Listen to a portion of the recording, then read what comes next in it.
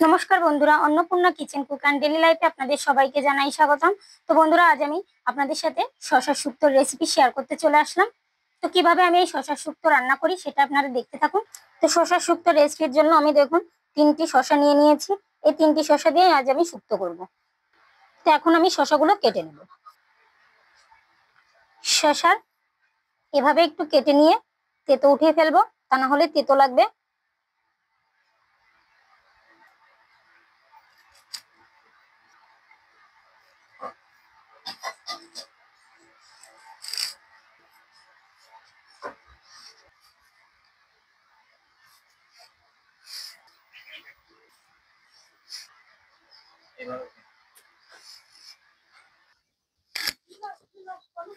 কড়াইতে তেল দিয়ে দেবো।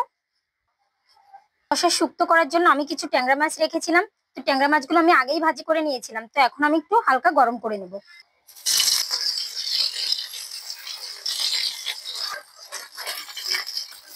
মাছগুলো গরম করা হয়ে গেছে, এখন আমি তুলে নেব। মাছ ভাজি করার তেলেই আমি শসাগুলো ভাজি করে নেব। শসা ভাজি করার সময় আমি একটু স্বাদ মতো নুন দিয়ে দেব। কালারের জন্য সামান্য হলুদ গুঁড়া দিয়ে দেব।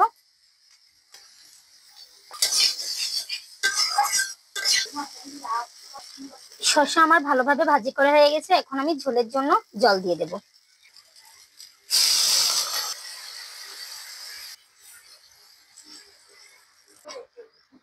শসায় জল দেওয়ার পর ভালোভাবে জাল করে নিয়েছি, এখন মাছগুলো দিয়ে দেব।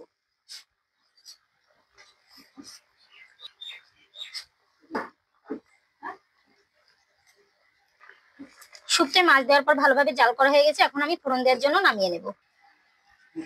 কড়াই গরম হয়ে আসছে, এখন ফোড়ন দেওয়ার জন্য তেল দিয়ে দেব। তো একটু তেতো দিতে হয়, তো তেতোর জন্য দেখুন আমি নিম পাতা নিয়ে নিয়েছি। এখান থেকে আমি 2-3টা নিম পাতা ছিঁড়ে ফোড়নে দিয়ে দেব।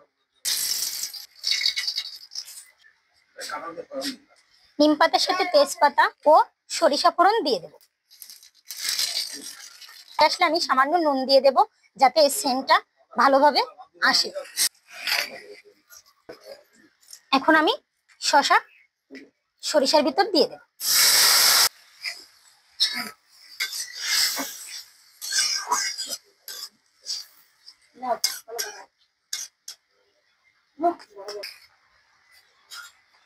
শসার শুক্তো আমার হয়ে গেছে, এখন আমি নামিয়ে নেব।